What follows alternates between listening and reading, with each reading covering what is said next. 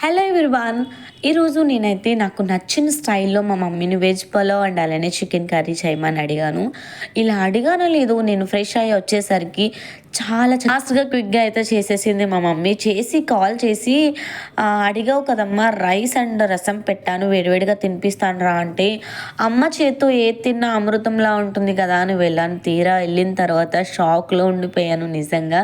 చాలా హ్యాపీగా అనిపించింది. అమ్మ వాళ్ళ ఇంటికి వచ్చిన ప్రతిసారి ఇలాగా ఏదో అమెరికా, ఆస్ట్రేలియా అంత దూరం ఏం కాదు, జస్ట్ పక్కనే. అయినా సరే కూతురు అడిగిందని తల్లి ప్రేమ ఇలా ఉంటుందో ఏంటో కానీ నిజంగా నెక్స్ట్ లెవెల్ అని చెప్పొచ్చు. ఇలా అరేంజ్ చేసి మా మమ్మీ చక్కగా నాకు తినిపించేసింది. తిన్న తర్వాత నేను మళ్ళీ మా ఇంటికి వచ్చి మామిడికాయ కోసుకుని తిన్నాను. నిజంగా పిచ్చి పీక్స్లో ఉందని చెప్పొచ్చు. దాని తర్వాత చికెన్ గారు కూడా తిన్నాను, చాలా టేస్టీగా అనిపించింది.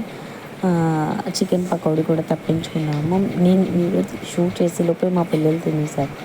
ఫైనల్లీ అంకుల్ ఎంతో ఇష్టంగా తెచ్చిన పనసకాయ కూడా కట్ చేసుకున్నాము, అది కూడా తినేసాం. మార్నింగ్ నుంచి ఈవినింగ్ వరకు తినేటప్పటికి కాళ్ళు చాలా నొప్పి వచ్చేసాయి.